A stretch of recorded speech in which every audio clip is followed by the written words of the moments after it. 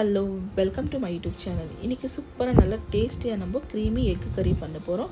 நார்மலாக எக் கறி பண்ணுறோம் இல்லைங்களா, அதோட கொஞ்சம் இது டிஃப்ரெண்ட் டைப்பு. நல்லா சூப்பராக நல்லா டேஸ்டியாக இருக்கும். ஈஸி மசாலா தான், கம்மி இன்க்ரீடியன்ட்டில் வச்சுட்டு கம்மி பவுடரெல்லாம் வச்சுட்டு தான் நம்ம செய்ய போகிறோம். சூப்பராக நல்லா டேஸ்டியாக இருக்கும். இது பரோட்டாக்காகட்டும் சப்பாத்திக்காகட்டும் ஒயிட் ரைஸ் கூட ரொம்ப நல்லா டேஸ்ட்டாக இருக்கும், சூப்பராகவும் இருக்கும். வாங்க பார்க்கலாம் இதுக்கு தேவையான பொருள் என்னென்னு பாருங்க. க்ரீமி எக்கு கறி பண்ணுறதுக்கு நான் காமிக்கிறேன். ஒரு 10 எக்கு பாயில் பண்ணி எடுத்து வச்சுருக்குறோம், ஸ்லைஸ் பண்ணி வச்சுருக்குறோம். அது மேலே மார்க்கு நல்லா எக்கு மேலே இந்த அளவுக்கு. இதுக்கு மேலே நெக்ஸ்ட்டு நம்ம பாருங்கள் அமுல் ஃப்ரெஷ் க்ரீம் எடுத்து வச்சுருக்குறோம். க்ரீமி எக்கு கறிக்கு நம்ம ஃப்ரெஷ் க்ரீம் தான் சேர்க்க போகிறோம். பழுத்த தக்காளி ஒரு 3 எடுத்து வச்சுருக்குறோம், சின்னதாக கட் பண்ணிவிட்டு. ஒரு பெரிய சைஸ் ஆனியனு சின்னதாக கட் பண்ணி வச்சுக்கிறோம். ஒரு ஜிஞ்சர் கார்லிக் பேஸ்ட்டு 1 டீஸ்பூன் அளவு.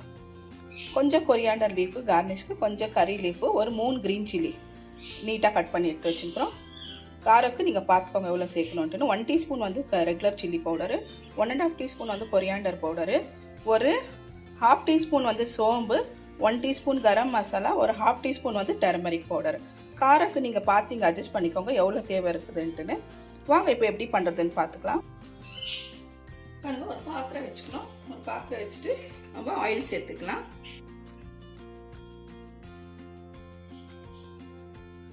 கொஞ்சம் சூடாகட்டும் எண்ணெய். பாருங்க ஆயில் சூடானோன்னா நம்ம சோம்பு சேர்த்துக்கலாம். பாருங்க வெடி வந்துன்னா இதுக்கு மேலே நம்ம கட் பண்ணி வச்சுக்கிறோம் ஆனியன் சேர்த்துக்கலாம். சின்னதாக கட் பண்ணி வச்சுக்கிறோம் இல்லைங்களா.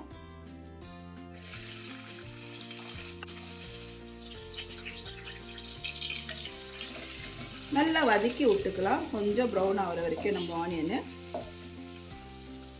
பாருங்க தக்காளி எல்லாம் சேர்த்து மசாலாலாம் ஒன்றா சேர்த்துட்டோம். நம்ம ஒரே வாட்டி சேர்த்து நல்லா கொஞ்சம் தண்ணி சேர்த்துட்டு நல்லா மிக்ஸ் பண்ணி விடலாம். இது நல்லா மேஷ் ஆகட்டும் இந்த டொமேட்டோ எல்லாமே.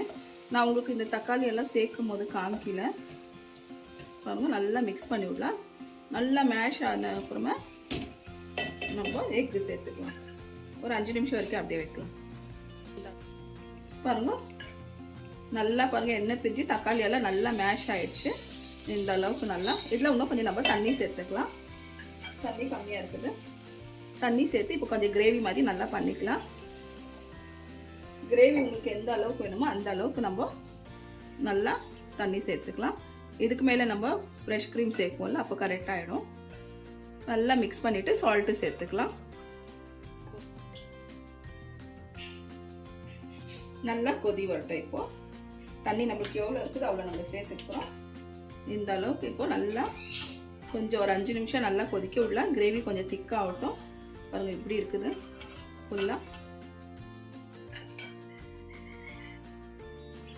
பாருங்க இந்த அளவுக்கு நல்லா கொதி விட்டுட்டோம் ஒரு 5லேருந்து 8 நிமிஷம் வரைக்கும்.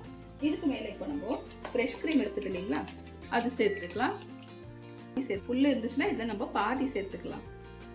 நல்லா ஃபுல்லாக ஷேக் பண்ணிட்டுது. ஃபுல்லாக ஏன்னா திக்காக இருக்குது இல்லைங்களா, கெட்டியாக மேலே சேர்த்துக்கலாம். கொஞ்சம் லாஸ்ட்டில் சேர்க்கலாம். மிக்ஸ் பண்ணிவிட்டு இப்போ இதில் எக்கு சேர்த்துக்கலாம். நம்ம எக்கு சேர்த்துட்டு ஒரு 5 நிமிஷம் வரைக்கும் நல்லா இதில் கொதி வரட்டும். இதுக்கு மேலே நம்ம கருவேப்பிலை சேர்த்துக்கலாம்.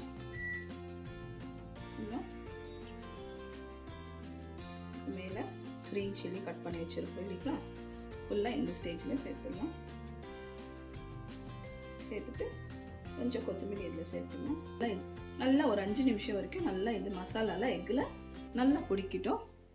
மிக்ஸ் பண்ணி விட்டுடலாம். எக்கு கறி பாருங்க நம்ம க்ரீமி பண்ணுறதுனால சூப்பராக இருக்குது. க்ரீமியாக இந்த அளவுக்கு ஒரு 5 நிமிஷம் நல்லா மூடி வைக்கலாம். அதுக்கப்புறமா பார்க்கலாம். பாருங்கள் 5 நிமிஷம் வரைக்கும் பாருங்கள் நம்ம விட்டுட்டோம். க்ரீம் எல்லாம் சேர்த்துட்டு பாருங்கள் சூப்பராக நம்மளுக்கு திக்காக இந்த அளவுக்கு பாருங்கள் எக் வந்திருக்குது. எக்கில் கிரேவி இப்படி இருந்தால் போதும். நம்மளுக்கு ஜாஸ்தி நம்மளுக்கு தண்ணியாக இருந்த வேண்டாம். இப்போ நம்ம இது என்ன பண்ணுறோன்னாக்கா நம்ம கொஞ்சம் நேரம் ஆஃப் பண்ணி ஒரு 1/2 hour விட்டுட்டா இது திக்காகிடும். இந்த அளவுக்கு இருந்தால் போதும்.